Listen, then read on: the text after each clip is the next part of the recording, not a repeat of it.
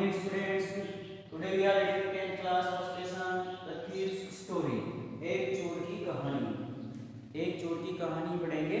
इसके अंदर आप कहानी के अंदर लास्ट के अंदर क्या होता है, किस प्रकार से वह उसके विश्वास को धोखा देता है, अनिल के विश्वास को, और किस प्रकार से वह फिर उसकी ओर समर्पण कर देता है, ये बात हम इस कहानी के अंदर आगे पढ़ते हैं।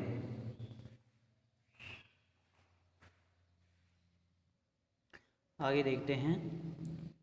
In my short career as a thief, अब वह चोर कह रहा है इन माई शॉर्ट कैरियर, यानी मैं अपने इस संक्षिप्त जीवन काल में, एज ए थिप, एक चोर के रूप में, मैं अपने इस संक्षिप्त काल में I had made a study of men's faces, I had made a study of men's faces, यानी मैंने लोगों के चेहरों का अध्ययन किया है, लोगों के चेहरों को पहचाना है। When they had lost their goods, when यानी जब, they had lost यानी गंवा देते हैं, their goods जब वे अपने सामान को गंवा देते हैं। The greedy man showed fear, यदि किसी लालची व्यक्ति को लूट लिया जाए, showed fear, तो वह भय को प्रदर्शित करता है, अर्थात भयभीत हो जाता है। The rich man showed anger, यदि किसी धनवान व्यक्ति को लूट लिया जाए, शोड एंगर, तो वह क्रोध को प्रकट करता है। एंगर का अर्थ हो जाएगा क्रोध करना। यदि किसी धनवान व्यक्ति को लूट लिया जाए तो वह क्रोध को प्रकट करता है। The poor man showed acceptance, तथा किसी गरीब व्यक्ति को लूट लिया जाए, शोड एक्सेप्टेंस, तो वह स्वीकृति को प्रदर्शित करता है कि उसे लूट लिया गया है। बट आई न्यू, लेकिन मैं जानता था, दैट अनिल्स फेस, लेकिन मैं अनिल के चेहरे को अच्छी प्रकार से जानता था। When he discovered the theft, theft का अर्थ हो जाएगा चोरी। When he discovered the theft, जब उसे इस चोरी का पता चलेगा, would show only a touch of sadness, would show only touch of sadness, तो उसे केवल उदासीनता का स्पर्श होगा, अर्थात वह केवल उदास हो जाएगा, उसे थोड़ा दुख हो जाएगा। Not for the lost of money, केवल धन गंवाने के लिए नहीं, but for the loss of trust, उसे धन गंवाने के लिए दुख नहीं होगा, but for the lost of trust, बल्कि विश्वास के खो जाने पर उसे दुख होगा।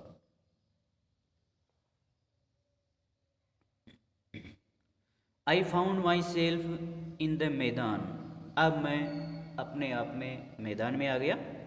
And set down on a bench, और एक बेंच पर सेट डाउन यानी बैठ गया।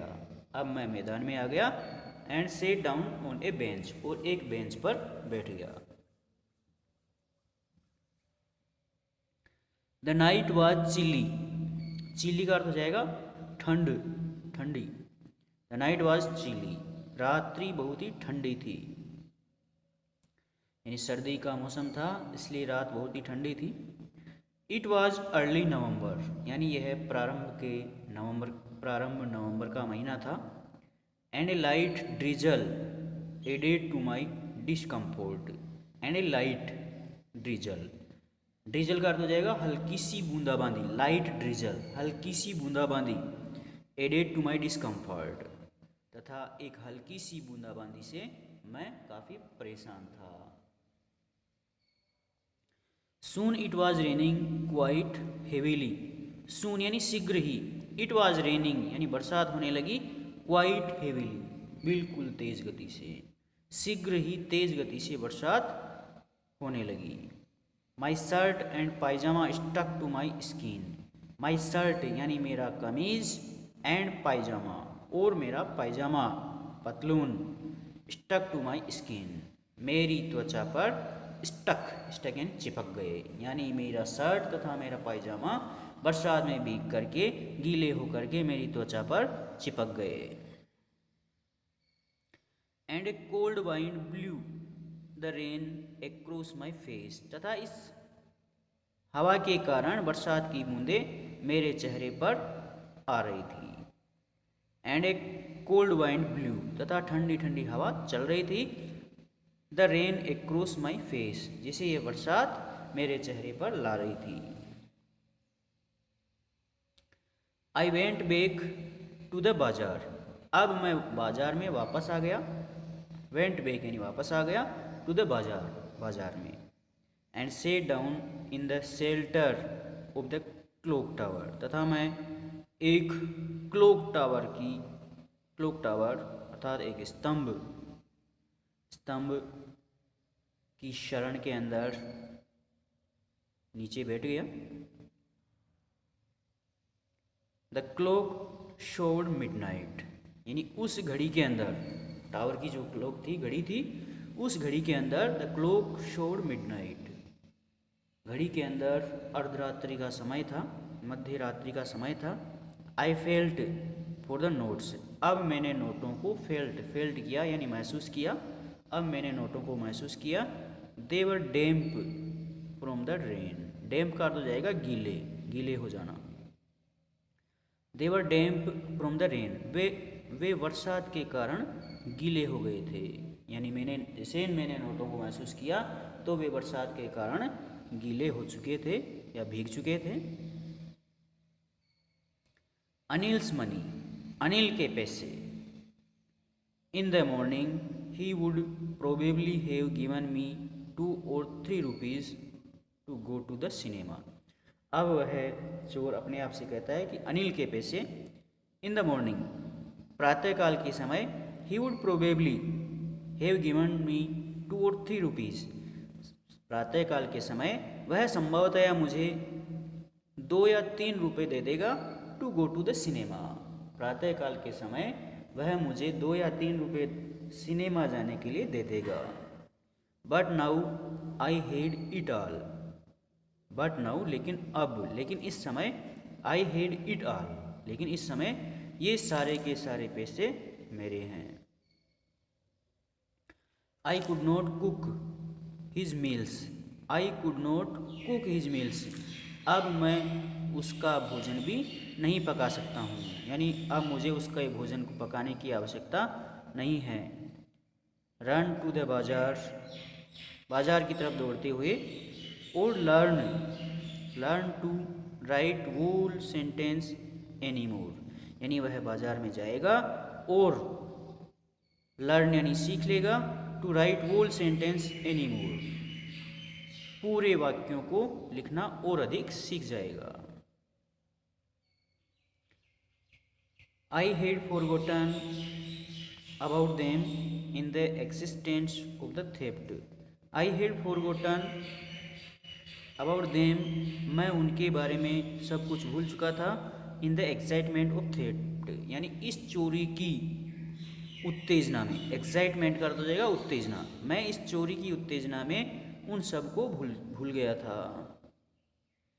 इस चोरी की उत्तेजना में अर्थात चोरी के इस हाव भाव में मैं उन सभी को भूल गया था। वोल sentence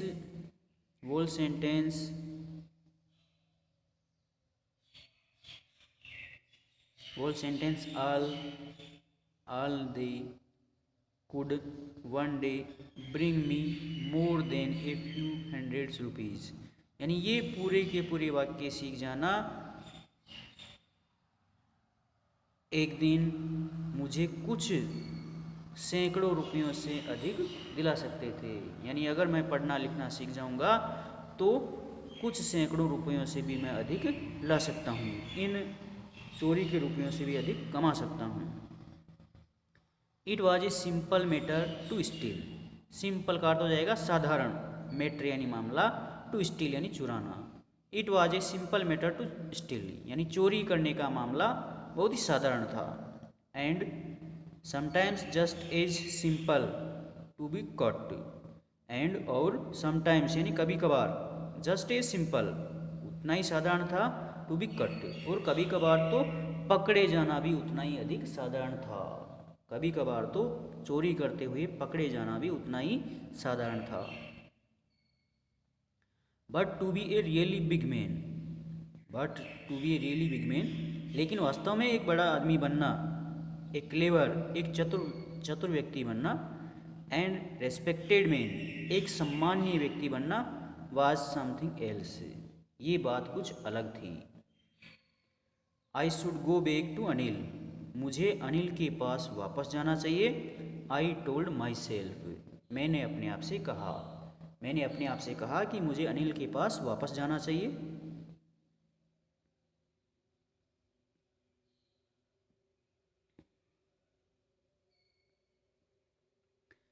if only to learn to read और राइट, यदि मुझे पढ़ना और लिखना सीखना है, केवल मुझे पढ़ना और लिखना सीखना है, तो मुझे अनिल के पास वापस चले जाना चाहिए।